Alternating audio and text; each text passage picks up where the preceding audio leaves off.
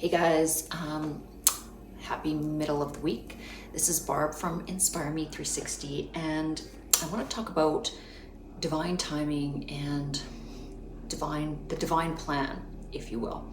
And so I want to kind of connect this back to, the purpose of praying, the purpose of asking, and how things will show up in terms of your life experience. And I think sometimes we get really caught up in the words and, what is a prayer, and, all of these different things, and that there's supposed to be some way to properly pray, or you can only do it in a church, or, something like that. And it has really nothing to do with those kind of restrictions.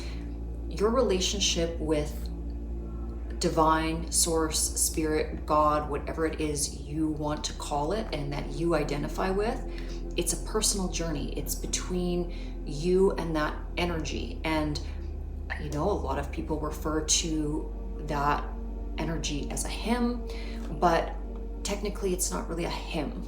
That's just what we understand it, here on earth as, kind of this father figure. Okay, and again, those are word forms. It's great. There's nothing wrong with seeing or with expressing and understanding God as a hymn. It's not going to hurt anything, but it's still, important for you to understand that it's not like it's an actual guy that's sitting on a cloud up there. Okay, I'm not going to get into too much of that because again, that can get a little bit controversial. But what's really important for you to understand in terms of spirituality and in terms of feeling like you are protected and cared for and heard, is the divine plan and divine timing, and understanding that you are on this path, this spiritual path of growth and evolution, that you came here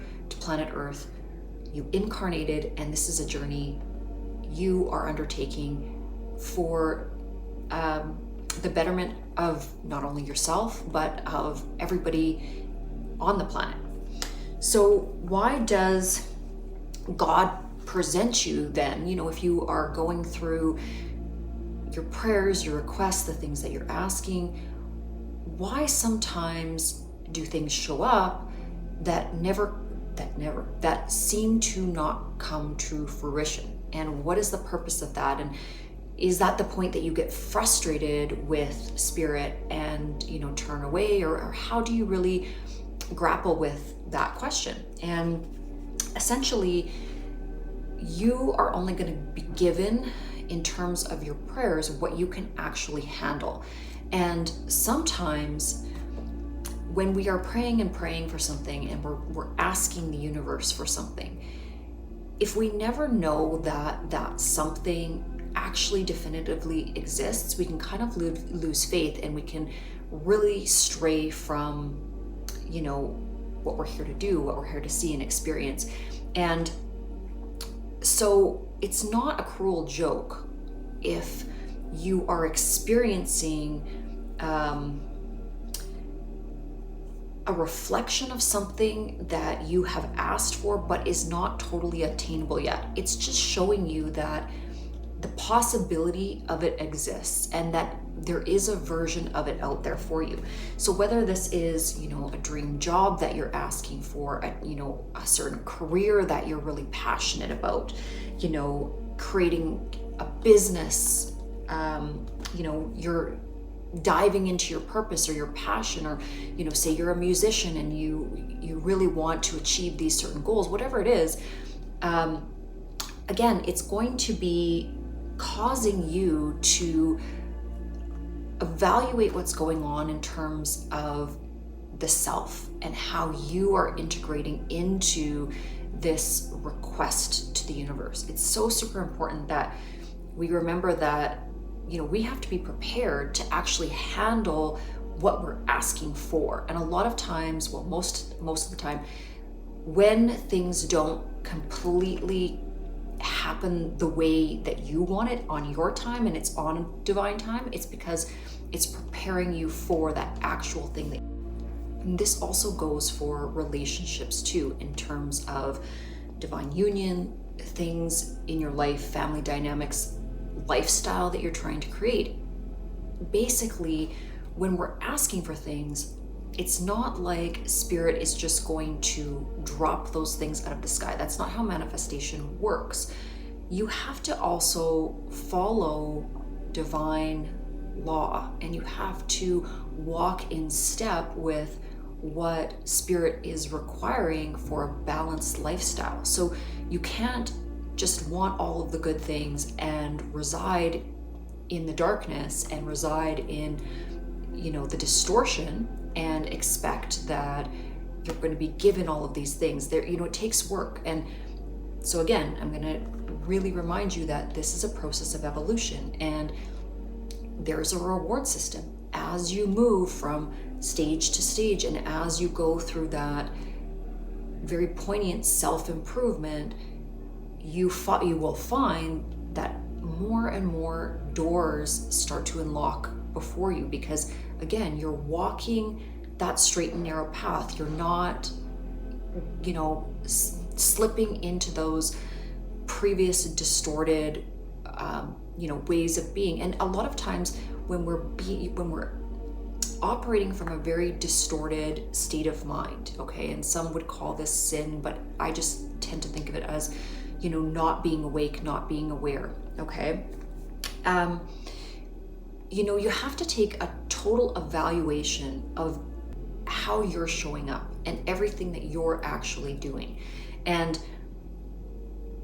it's going to, when you're asking for the desires of your heart and your true purpose, and you're asking to be on purpose, but also walking that path with the divine, there's a responsibility in and of that. And so there's some reasons why, again, you'll see some time delays in terms of your manifestation. So some of this has to do with building faith, okay?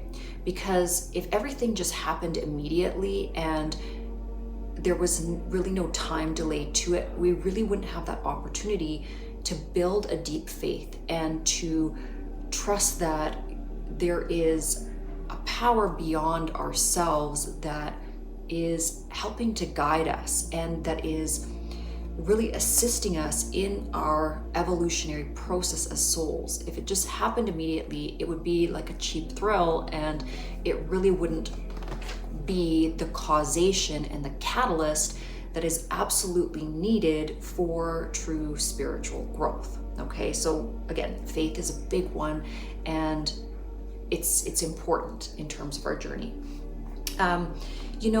I did kind of touch on this earlier, just the fact of knowing that something is possible, seeing a friend that, has really started to see a lot of manifestation and prayers answered in their life, that can be huge. Or experiencing a small, taste of what divine union would be like, just so that you know that it actually exists, so that can be something, that is just showing you that, hey, at least that thing that you have been asking for exists on some level. So don't lose faith. The other thing too is in terms of your growth, not having what it is you want, but seeing it clearly in the distance is a huge catalyst for motivation of growth. Okay, so that's really going to motivate you to start taking action in your own life and lighting a fire, so to speak, under your ass, so that you are actually really changing who and what you are for a positive way that is, again, maneuvering back to that straight and narrow path that is that divine journey. Okay, and then we kind of go back to the why of this. So the why of divine timing and really leaning into the divine plan.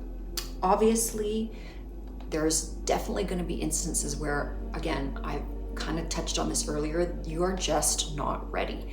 You're not ready to handle what the full expression of your dream and goal would be. And there's a lot of preparation that has to happen in terms of your own evolution to even get you to that dream. The bigger the dream, the bigger the ask, and the more complex it is, the more you really have to be put through your training and make sure that you're able and capable to handle what you're asking for. Because again, we're all here with things that we want to fix, things that we want to adjust, and ways that we want to grow spiritually. So there is that training period that has to happen. And just that fact that the why exists because we need to level up.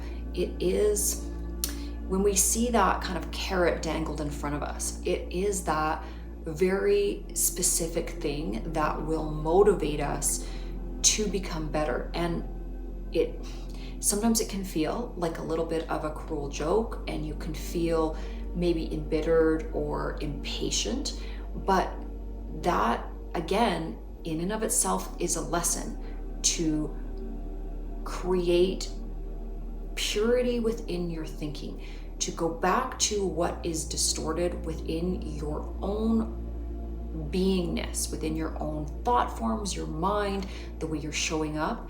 And the more you're really acclimating your mind to being the best human being you can be, the best individual, the more you're walking that path and really putting yourself in check, again, the more you're going to see that things in divine timing and in terms of the things that you really truly want are going to show up with a greater speed.